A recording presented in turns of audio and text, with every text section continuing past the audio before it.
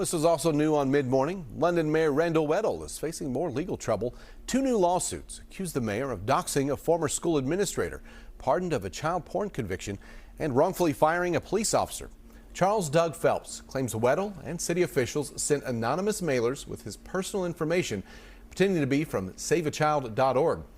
Phelps pleaded guilty to child porn charges in 2013, but was later pardoned by former Governor Matt Bevin. He was working for Laurel County Schools at the time. The other lawsuit is from former London Police Sergeant Jacob Borman.